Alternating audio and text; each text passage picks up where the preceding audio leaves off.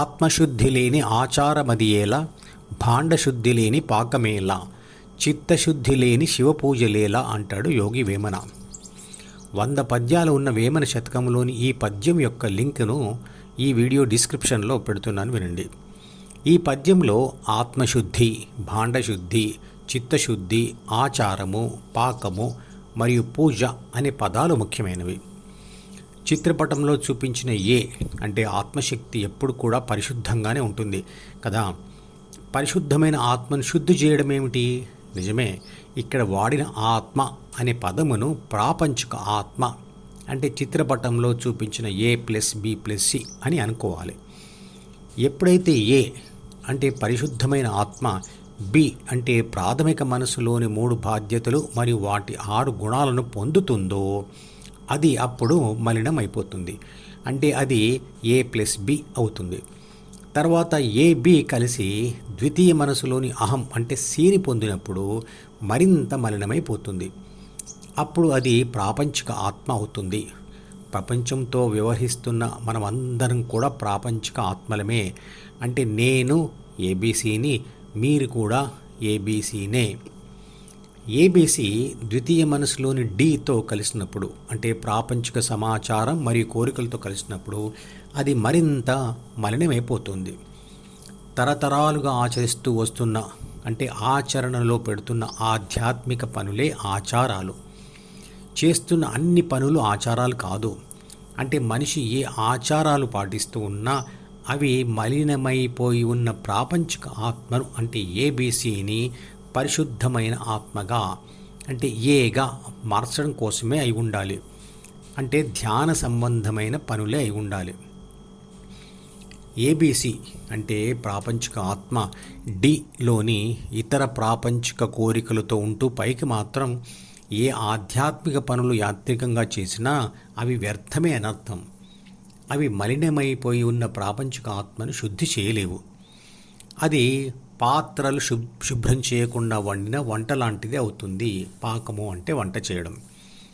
చిత్తశుద్ధి లేని శివపూజలేలా అనే మాటలోని చిత్తము అంటే ద్వితీయ మనసులోని D అంటే ప్రాపంచిక సమాచారం మరియు కోరికలు ఉన్న జ్ఞాపకాల గది.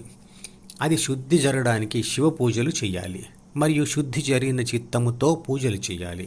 ఇవి రెండు ఒకదాని మీద ఒకటి ఆధారపడి ఉంటాయి. ABC Dని వదిలిపెట్టే ప్రయత్నమే శివపూజ. ఆ ప్రయత్నంతో Dలోని వదిలిపెట్టిన ప్రాపంచిక సమాచారం మరియు కోరికలు నశించి D యొక్క పరిమాణం తగ్గుతూ పోతుంది. అలా పరిమాణం తగ్గిన Dతో శివపూజలు చేయడం వల్ల అది మరింతగా తగ్గిపోతుంది. పూజ అంటే ABC GH దారిలోకి వెళ్ళి H అంటే హృదయం మీద స్థిరమైన ధ్యాస పెట్టడం. ఆ సమయంలో ఏదో వింటూ లేదా ఆలోచిస్తూ లేదా కోరికలతో ఉంటూ లేదా అటు ఇటు చూస్తూ రుచి వాసనలు గ్రహిస్తూ ధ్యాస పెట్టడం కాదు. అలా చేస్తూ పెడుతున్న ధ్యాస సంపూర్ణ ధ్యాస లేదా పూజ కాదు. ABC Dను తిరస్కరిస్తూ G ద్వారా Hపై తీక్షణ ధ్యాస పెట్టడమే ధ్యానం లేదా పూజ.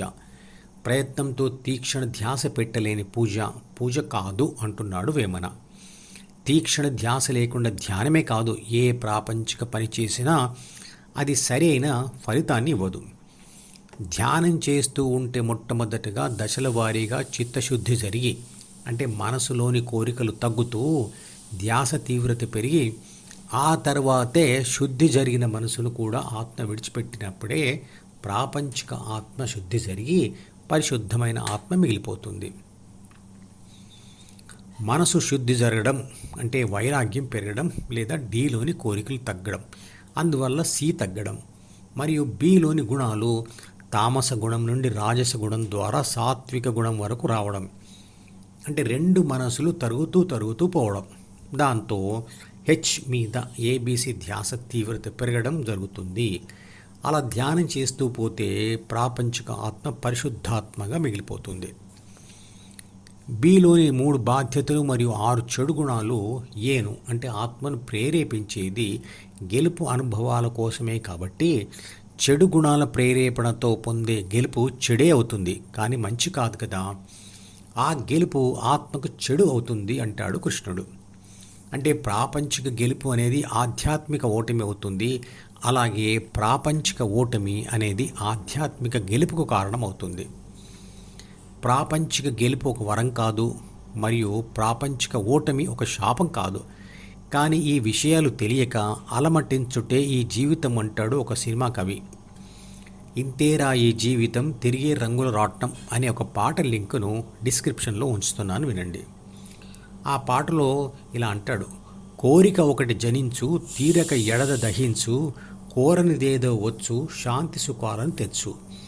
ఏది శాపమో ఏది వరమో తెలిసి తెలియక అలమటించుటేరా ఈ జీవితం అని. ఉదాహరణకు, ఎలక్షన్లో గెలిచిన భోగి లేదా స్వార్థపరుడు అనేకమైన చెడు కోరికలతో ఆ పదవిని దుర్వినియోగం చేసి తర్వాత పట్టుబడి జైలుకి వెళ్తే అప్పుడు ఆ ఎలక్షన్లో గెలిచిన గెలుపు ఒక వరమా లేక శాపమా? ఇలాంటి రాజకీయ నాయకులను ప్రస్తుత సమాజంలో చూస్తూనే ఉన్నాం కదా. భగవద్గీతలో ఓటమి అనుభవం పేరు మంచివాడైన పాండురాజు, మరియు గెలుపు అనుభవం పేరు చెడ్డవాడైన ధృతరాష్ట్రుడు అని పేర్లు పెట్టింది ఇందుకే. ఈ మధుపదం యూట్యూబ్ ఛానల్ వీడియోని సబ్స్క్రైబ్ చేసి గంట గుర్తును నొక్కి ఆల్ని సెలెక్ట్ చేసి ప్రతిరోజు యూట్యూబ్ ఓపెన్ చేసి అడుగున ఉన్న సబ్స్క్రిప్షన్ బటన్ నొక్కితే అన్ని లేటెస్ట్ వీడియోలు చూడవచ్చు.